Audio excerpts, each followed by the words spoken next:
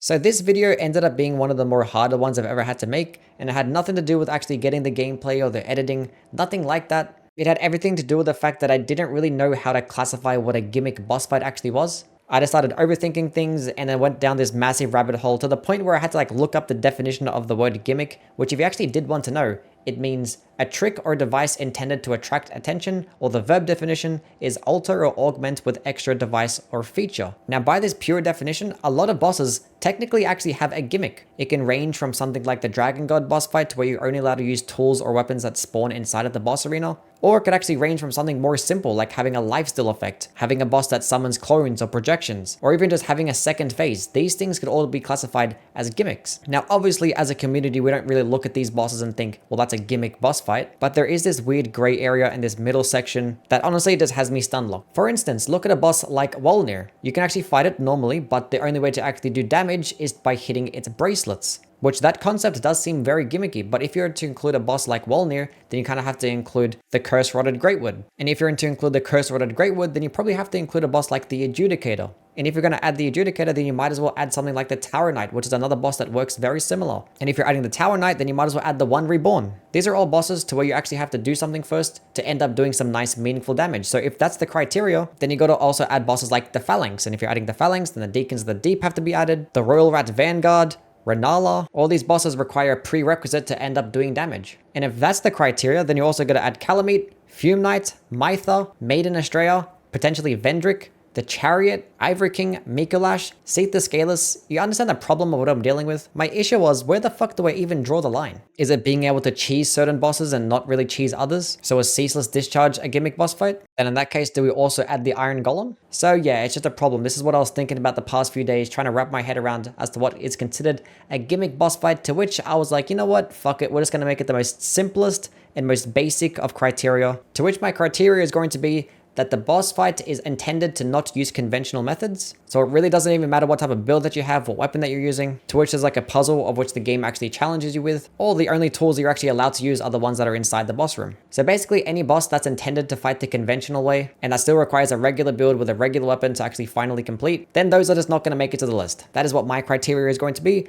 Other people's might be different. I just wanted to make it very simple because my brain did a lot of overthinking the past couple days and we just ended up here, okay? Anyway, that was a very bloated intro. Let's get started. Starting off at the bottom, we have the Bed of Chaos. Surprise, surprise. Now look, gimmick boss fights, they're just bound to be easy. But the thing is, you gotta make them either one of two things. Very cinematic or very fun. This thing does neither of those. In fact, its attempt at doing so is just terrible. The boss's design itself is just stupid. It doesn't look nice. It gets like 3 different attacks, all of which just look stupid and not cool at all. And even the music is just very forgettable in mid. And when you look at the gameplay, it's just run to one side, roll through some branches, hit a thing, then run to the other side, roll through some more branches, hit another thing. And the only difficulty in between that is the potential to get knocked off the ledge, which when combined with the shitty rolling mechanics that the game actually has, it doesn't make for a very fun experience. Now there are actually 2 positive things I can say about this boss. One is that it actually does save your progress when you die or quit out. And 2, the slide. Literally, the slide is the best part about the boss fight. Literally, the most fun I've ever had in Izalith is rolling down this slide. Especially when the 3rd phase comes around and the fire comes out from behind. Now, I wouldn't be so mad about this boss fight if it was just in a random location in the middle of nowhere. But no, it's a very important mandatory boss at the end of the game that houses one of the souls of a lord, literally Queen Izalith herself, that's been at the victim of this big giant fire chaos explosion, and she doesn't turn into some cool fire demon, no.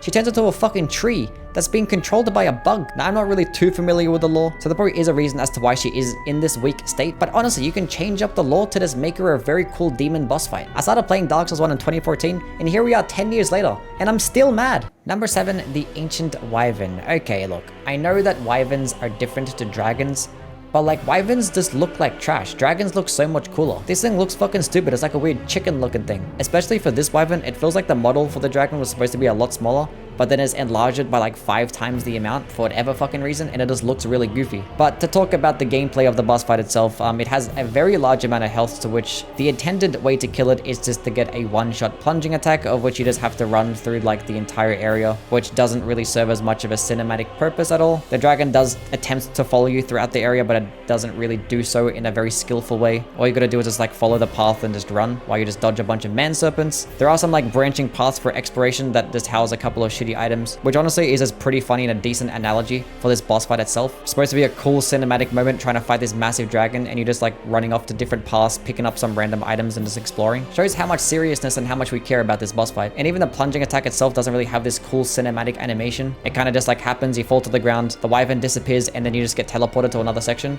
Like, what kind of fucking introduction is this to the area? Now, there is like a cool tech and glitch that you can use right at the beginning to get the plunging attack, which honestly makes the boss fight better. Number 6, we have the folding screen monkeys. Now, honestly, I appreciate this boss fight. The concept of having to chase around a bunch of monkeys is honestly kind of cool. Now, the bad thing about this boss fight is that you're having to chase around a bunch of monkeys.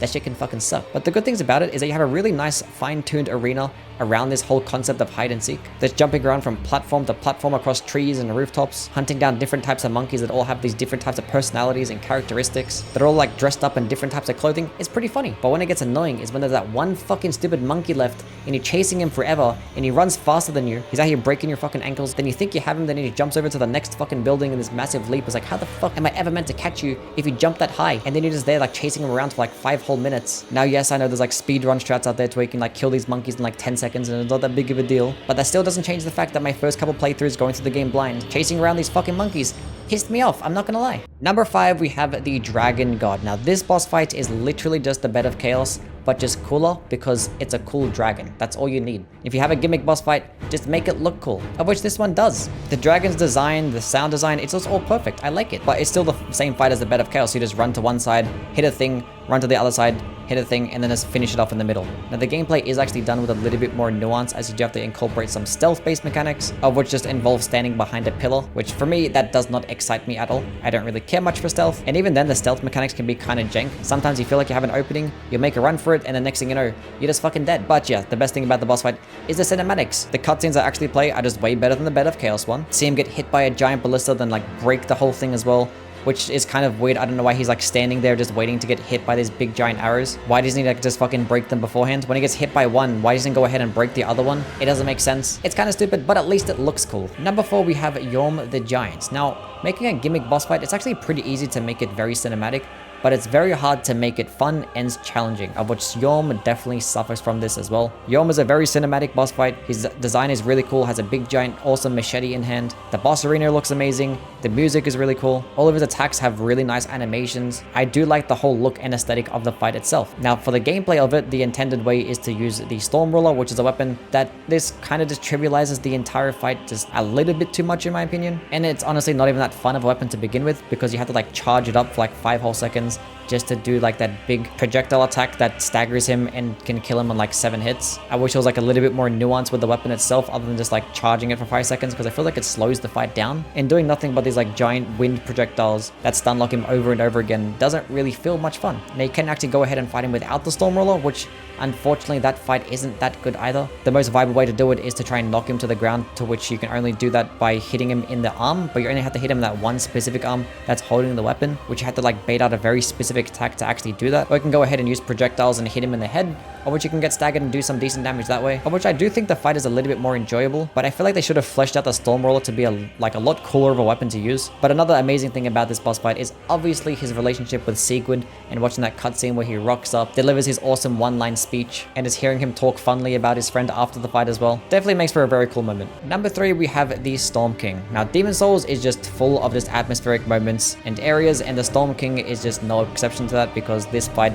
is incredibly cinematic. And with the remake, Bluepoint just did an amazing job with the sound design in this game, of which all the sound effects in this game are just fucking amazing. I don't know how the concept of just fighting a bunch of flying stingrays turns out to be a fun idea, but they managed to pull it off, because once again, you can pick up the Storm Ruler, which this one actually just works better than the Yhorm Storm Ruler, because one, it looks cooler, and you don't have to worry about charging it up over and over again, so it just makes the fight just flow a lot nicer. Now, in terms of the difficulty, it is just not difficult at all. All you have to do is like just dodge a bunch of these like random projectiles, but just purely going off things like the visuals, the whole atmospheric experience, the music, and having this cool ass weapon that throws out a massive projectile that hit and staggers this huge behemoth of a stingray that's flying in the sky, that's basically covering all the clouds. I think it just makes for a pretty cool moment. I do wish it was a bit more challenging, but for Demon Souls standards, you can't really complain.